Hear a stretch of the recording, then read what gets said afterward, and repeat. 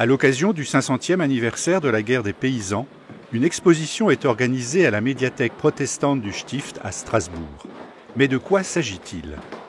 La guerre des paysans est un épisode de contestation à la fois politique, sociale et religieuse qui prend ses sources dans des épisodes antérieurs.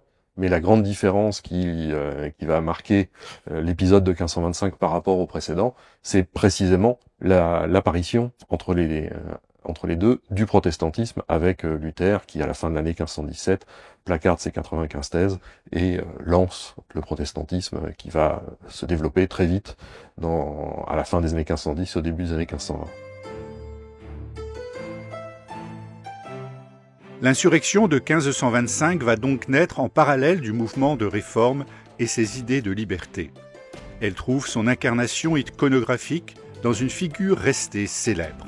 La guerre des paysans n'est pas arrivée d'un coup toute seule, elle est le résultat de plusieurs soulèvements antérieurs qui commencent dès la fin du XVe siècle et qui portent au début du XVIe l'appellation de Bundschuh, un mot en allemand donc qui désigne à la fois le Bund, donc les bandes, et la chaussure à lacets des paysans, qui est le vêtement traditionnel que portent ceux qui travaillent la terre ou ceux qui marchent beaucoup. Ce mouvement social de la paysannerie va trouver sa justification à partir de 1520 dans les grands textes de Luther. Le traité sur les bonnes œuvres de la papauté de Rome adresse à la noblesse chrétienne de la nation allemande de la captivité babylonienne de l'Église. En même temps que ces écrits se diffusent, le mouvement paysan va s'étendre dans tous les territoires touchés par la réforme.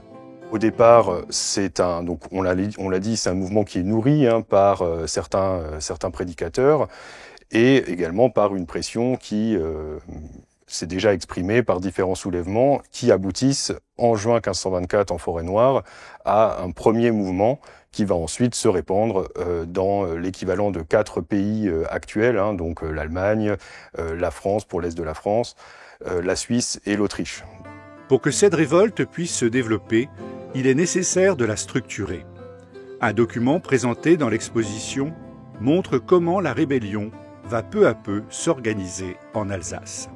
En parallèle donc de cette activité d'insurrection, il y a aussi une tentative de structuration du mouvement avec un congrès, on va dire, à Molsheim, durant lequel les bandes alsaciennes font corps et décident d'élire donc le fameux capitaine Erasme Gerber et d'organiser un petit peu mieux à la fois leurs revendications, mais aussi la constitution de leur principal comité, en tout cas les membres les plus importants.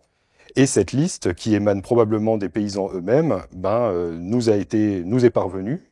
Elle se trouve aux archives de la ville et l'Eurométropole de Strasbourg, et nous avons la chance en fait de l'exposer dans cette expo avec donc Erasme Gerber qui est bien cité comme Hauptmann tout en haut de la liste, et puis s'en suivent à peu près 44 personnes qui sont réparties selon les seigneuries de rattachement, puisque là on est toujours dans un contexte paysan entre guillemets, puisque ce sont les terres d'où proviennent les membres qui font leur identité. Grâce à l'imprimerie, les paysans vont justifier leur rébellion en publiant un manifeste en 12 articles. Un texte qui, dans son premier article, et cela peut nous sembler curieux, demande pour chaque communauté le droit de pouvoir choisir son pasteur.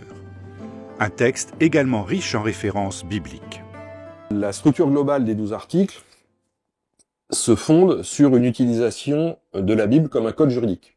Il y a dans les 12 articles, en marge de chacun des articles, en tout 80 citations bibliques de l'Ancien et du Nouveau Testament qui servent d'appui pour justifier les revendications des paysans. Les paysans vont avoir des revendications beaucoup plus terrestres et directes que la simple liberté spirituelle que Luther va développer dans de la liberté du chrétien. Article 3.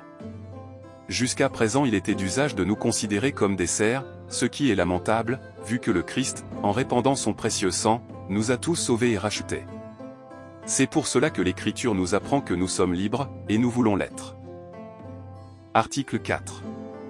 Il a été d'usage jusqu'à présent qu'aucun manant n'ait le pouvoir ni l'autorisation de prendre du gibier, des oiseaux ou des poissons dans les eaux courantes, ce qui nous semble être tout à fait inconvenant et dépourvu de fraternité, très égoïste et contraire à la parole de Dieu.